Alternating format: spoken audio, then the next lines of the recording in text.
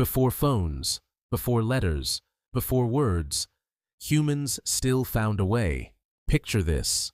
You need to reach someone right now, but there's no phone, no text, no email, no way to get a message across town in under a week. This was life for most of human history, and yet people found ways. Remarkable, ingenious, deeply human ways. This is that story. Go back 100,000 years. Early humans roamed a world with no roads, no cities, no written language. They were scattered, vulnerable, and small. But they were wired for connection, just like us. And that drive, that need to reach out and say, "I'm here," it changed everything.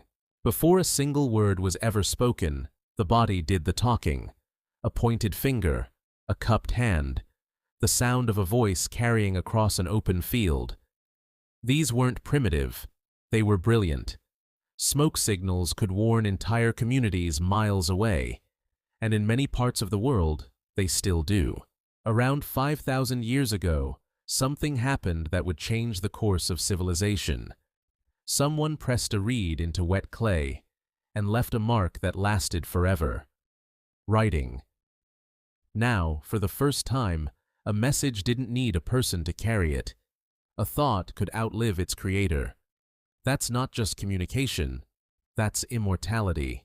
For centuries, if you needed to get a message somewhere fast, you needed a horse.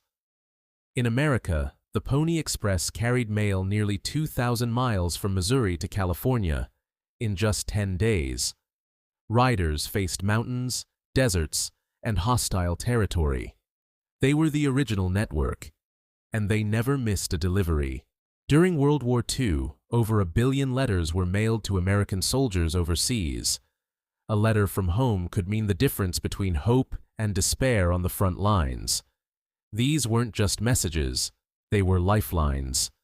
Each envelope carried love, news, and the promise that someone back home was still waiting. March 10, 1876. Boston, Massachusetts. Alexander Graham Bell spoke into a device and said 6 words that changed the world. "Mr. Watson, come here, I want you." The telephone was born. Within 50 years, over half of American homes had one. The wait for news, the days, the weeks, the months, was over. Radio, television, broadcast. These weren't just technologies, they were events. When Neil Armstrong walked on the moon in 1969, 600 million people watched live. When FDR spoke his fireside chats over radio, tens of millions tuned in their living rooms. For the first time in history, one voice could reach an entire nation. In 1983, Motorola released the first commercial cell phone. It cost nearly $4,000 and weighed 2 pounds. But Americans bought it anyway, because for the first time, you could call someone from anywhere. 24 years later, Steve Jobs walked onto a stage in San Francisco and held up something that would redefine human communication forever. From a smoke signal, to a wax-sealed letter, to a voice through a wire, to a signal bouncing off a satellite in space. The technology changed. The need never did. We have always been creatures who reach for each other. And today, for the first time in human history, we can reach everyone. That's not just progress, that's a miracle.